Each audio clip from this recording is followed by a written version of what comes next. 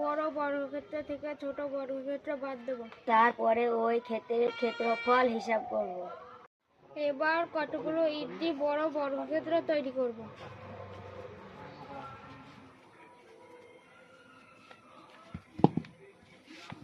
এবারে ইটগুলোকে সঠিকভাবে সাজাবো।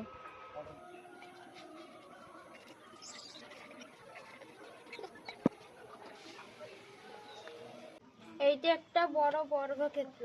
এর বাহুর দৈর্ঘ্য 15 একক। এর থেকে একটা ছোট বর্গক্ষেত্র বাদ দেব। এর বাহুর দৈর্ঘ্য 5 একক। এবারটা এই ক্ষেত্রের ক্ষেত্রফল হিসাব করব। এই ক্ষেত্রের ক্ষেত্রফল এই দুটি আয়তক্ষেত্রের ক্ষেত্রফলের সমান। দুটি আয়তক্ষেত্রের ক্ষেত্রফল যোগ করে পেলাম। এরকম ভিডিও আরো দেখতে ফলো করুন। আর যদি কোনো প্রশ্ন থাকে তাহলে কমেন্ট করুন।